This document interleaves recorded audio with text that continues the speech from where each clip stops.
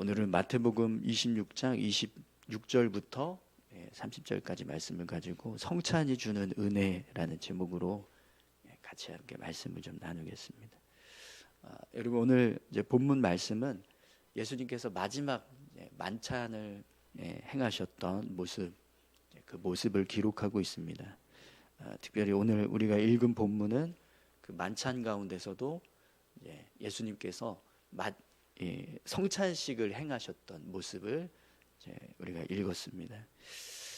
여러분, 성찬식은 예수님께서 우리를 위해서 십자가에 달리신 사건을 기념하는 의식입니다. 예수님이 십자가에 달리셔서 피 흘리신 모습이 우리에게 어떤 은혜가 되는가, 또 예수님께서 내어주셨던 몸이 우리에게 얼마나 큰 은혜가 되는가, 이걸 되새기고 기억하는 것이 성찬식입니다. 그래서 우리가 성찬식을 행하면 주님께서 우리를 위해서 베풀어 주신 은혜, 사랑이 얼마나 큰가, 또 얼마나 귀한가, 그걸 우리가 더 깊이 깨닫게 됩니다. 그런데 여러분, 우리가 예수님의 사랑을 더 깊이 깨닫고 우리 마음 가운데 더 분명하게 그 은혜를 생각하게 되면 그걸 생각하는 것만으로도 큰 힘이 나고 또 능력을 얻게 됩니다. 그러니까 주님의 사랑이 우리 안에서 더 분명하게 보여지고 느껴지고 또 깨달아질 때 그 깨달음만으로도 우리의 신앙이 견고하게 세워져 가고 또 우리의 믿음이 굳건하게 세워지는 그런 은혜를 우리가 경험하게 되는 거죠. 그래서 우리 지난주 주일에 요한일서 3장 1절에서 사도 요한이 우리가 하나님의 자녀라고 일컬어지기까지 하나님께서 우리에게 베풀어 주신 은혜가 어떤 은혜인가, 어떤 사랑인가, 그걸 생각하라, 이렇게 말씀하는 거 우리가 보았습니다. 요한 사도가 그런 은혜를 생각하라 이렇게 말씀한 이유는요, 그 은혜를 생각하는 것만으로도 우리에게는요 영적인 힘이 주어지기 때문에 그렇습니다. 우리가 주님의 사랑을 더 깊이 깨닫고 또 그 사랑을 더 깊이 느낄 때 그것만으로도 우리 안에 큰 힘이 생기고 또 능력이 생기는 거죠. 그래서 성찬을 행할 때 이런 주님의 사랑, 주님이 우리에게 내어주셨던 그 피 흘리심과 또 몸, 그 몸이 우리에게 주는 은혜가 얼마나 큰가, 이걸 생각하는 것이 성찬식입니다. 그리고 그 성찬식을 행할 때 우리는요 더 주님의 사랑을 깊이 깨닫게 되고 또 은혜를 경험하게 되는 거죠. 그래서 이 성찬식을 행하는 것은요 굉장히 우리에게 중요합니다. 성찬식 자체가 그런 주님의 사랑을 더 깊이 깨닫게 하는 그런 시간이 되기 때문에 우리가 성찬을 행할 때마다 주님의 사랑을 더 기억하고 되새기고 또 생각하는 그런 은혜를 경험하는 시간이 되어야 하는 거죠.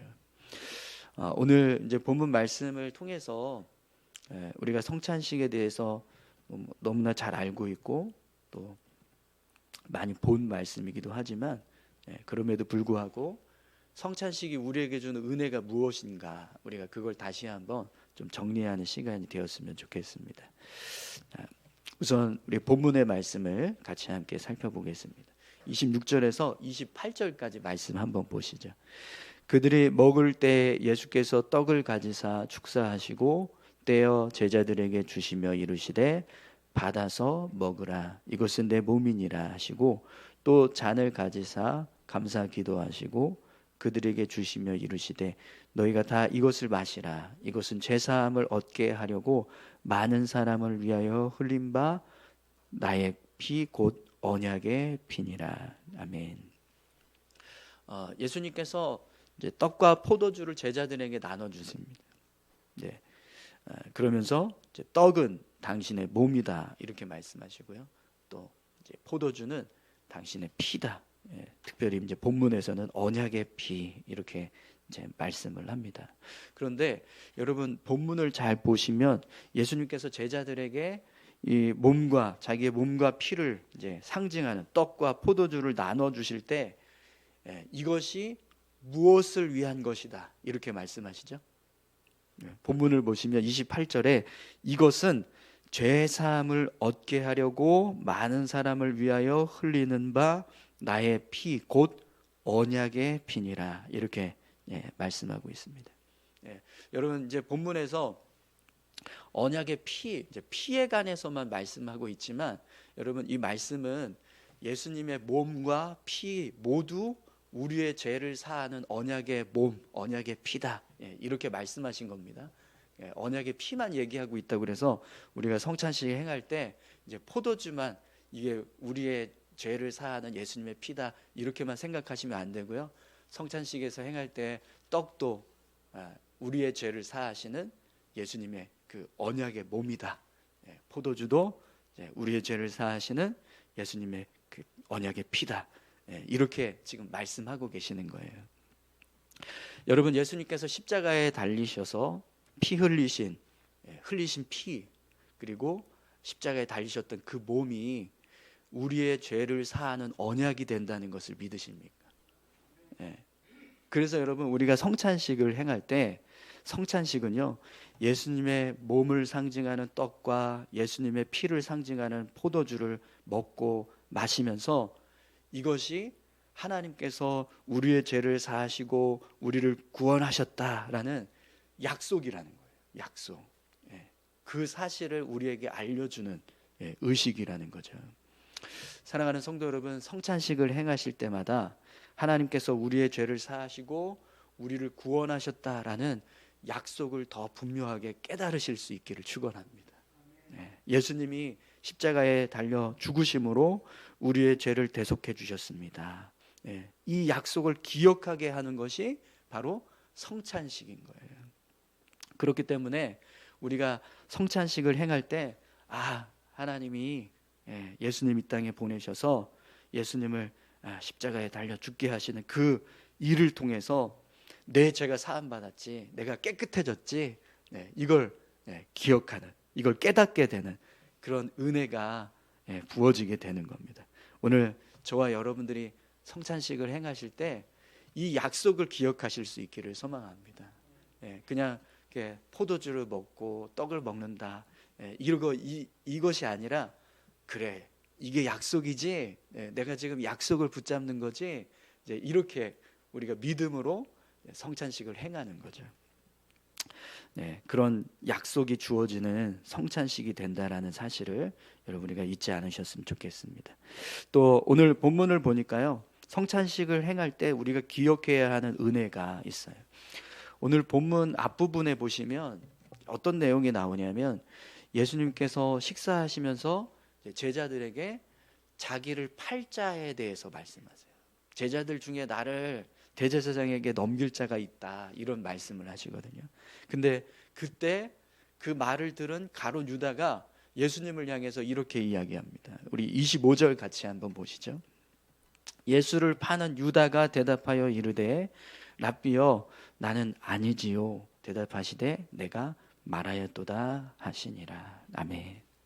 유다가요 뻔히 아는데 예수님이 다 알고 이야기하시는 거거든요. 근데도 나는 아니지요 이렇게 이야기하는 겁니다. 얼마나 파렴치합니까, 그죠?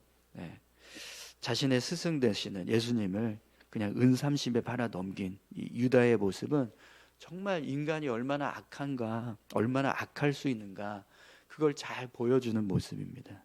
근데 여러분 지금 예수님께서요 그런 가룟 유다하고 같이 식사를 하고 계시는 거예요. 그리고 지금 성찬식을 지금 행하고 계세요. 근데 이 성찬식에 가룟 유다가 참여를 했는지 안 했는지는 정확하게 알 수가 없어요. 왜 그러냐면 요한복음에 보면 이 만찬 중간에 유다가 나가요. 예수님께서 너가 할 일을 해라 이렇게 말씀하시거든요. 그러니까 그 말을 듣고 유다가 이렇게 대제사장에게 가는 이제 모습을 요한복음 13장 26절에서 30절 말씀에 보면 이제 기록하고 있습니다. 사탄이 그 마음에 들어가서 이제 예수님을 팔기 위해서 이제 만찬장을 떠나는 그런 모습을 기록하고 있어요. 그래서 이 유다가 성찬식을 행하고 나가는지 아니면 행하지 않고 중간에 나가는지 이게 정확하게 이제 알 수가 없습니다. 네. 만약에 그럼 여러분 행하고 나갔다라고 한번 생각해 보세요. 예수님이 이 떡은 이 잔은 이러면서 우리의 죄를 사하는 너희의 죄를 사하는 언약의 피다, 언약의 몸이다 이러면서 나눠주는 거잖아요. 근데 그걸 유다가 이 성찬식에 참여했다면 그걸 받아 먹는 거예요. 받아서 먹는 거죠. 그러면 그 받아서 먹었을 때의 모습을 한번 생각해 보십시오. 이게 어떤 의미가 되는 거예요? 유다의 죄도 용서하시는 언약의 피, 언약의 몸이 되는 거예요. 성찬식을 참여하지 않았다라고 할지라도 오늘 이제 본문에 보면 예수님께서 성찬식 행하실 때 이렇게 말씀하시잖아요. 이것은 죄 사함을 얻게 하려고 많은 사람을 위하여 흘리는 바 나의 피 곧 언약의 피니라 이렇게 말씀합니다. 근데 여기서 많은 사람, 이 많은 사람에는요 누구도 포함되는 거예요. 가론 유다도 포함되는 거예요. 그러니까 예수님의 십자가 은혜는 어떤 사람까지 용서하시는 은혜가 되는 거예요. 예수님을 배신한 대제사장에게 예수님을 팔아 넘긴 배신자 가롯 유다의 죄도 용서하시는 은혜라는 겁니다. 그럼 여러분 이런 은혜 앞에서 용서받지 못할 죄가 있을까요? 예수님께서 자기 자신을 팔아 넘겨서 죽게 만든 장본인 그런 배신자되는 가룟 유다의 죄도 용서하시는 은혜라면 그 은혜 앞에 용서받지 못할 또 다른 죄, 그런 더 큰 죄, 그런 죄가 있을까요? 없을 겁니다. 십자가의 은혜는요 모든 죄, 모든 죄인의 죄를 속죄하시는 은혜인 줄 믿습니다. 그래서 그 십자가를 붙잡는 사람은요 어떤 죄인이라도 어떤 죄를 가지고 주님 앞에 나아간다 할지라도 다 용서받게 되는 거죠. 요한일서 1장 9절 말씀 우리가 같이 한번 찾아서 읽어보겠습니다. 요한일서 1장 9절입니다.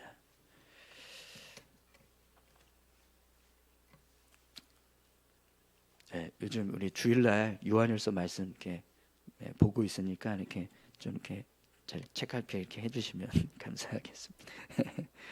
우리 같이 한번 읽어볼까요? 요한일서 1장 9절입니다.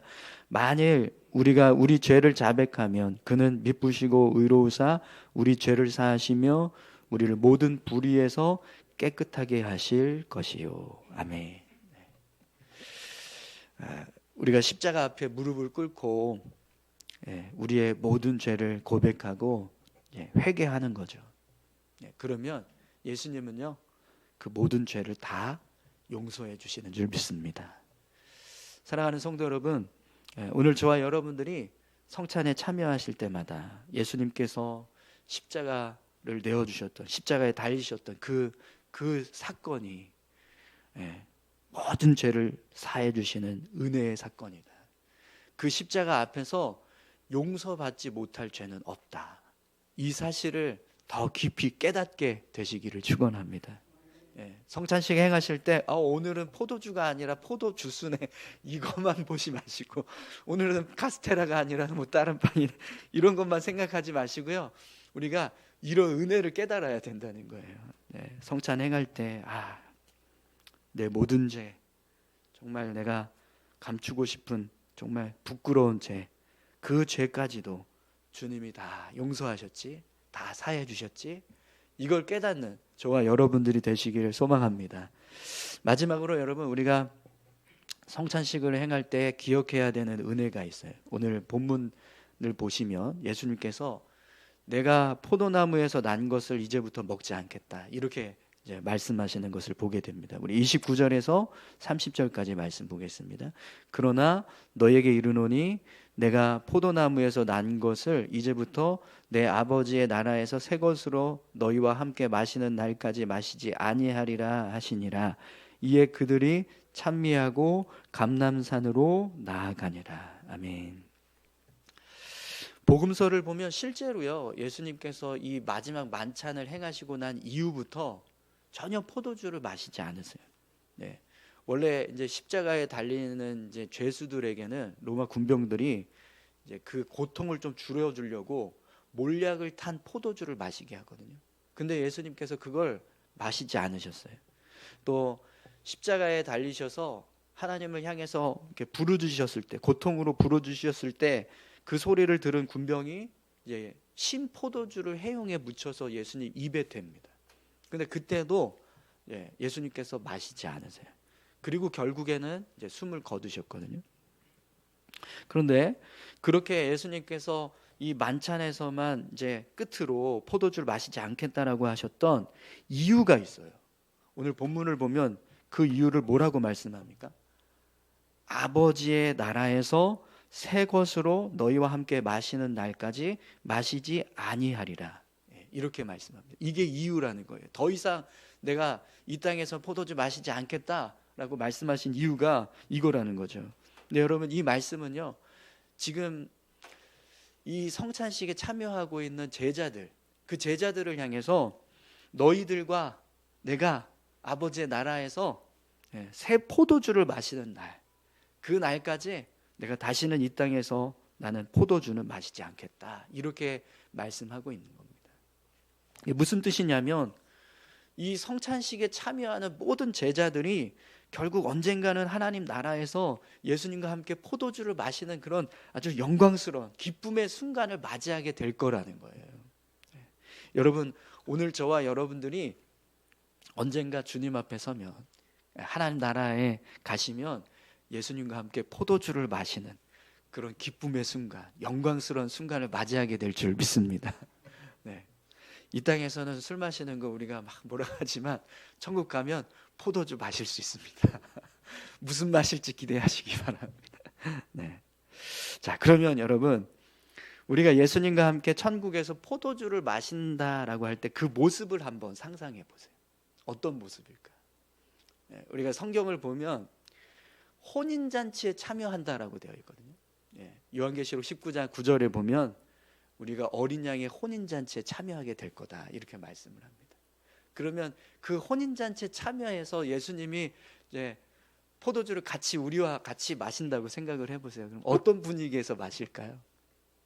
네, 분명히 아주 기쁨이 넘치는, 막 축하하고 축복해주고 그런 자리에서 우리가 함께 예수님과 이 포도주를 마시는 거예요. 사실 우리가 성도로서 삶을 살아갈 때 이 땅에서는 술 마시는 걸 굉장히 금기시해요. 근데 여러분, 사회에 나가시면 사람들이 종종 이렇게 술자리 갖잖아요. 그러면 술자리 가질 때 술 어떻게 마시죠? 처음에 술 마실 때 그냥 마십니까?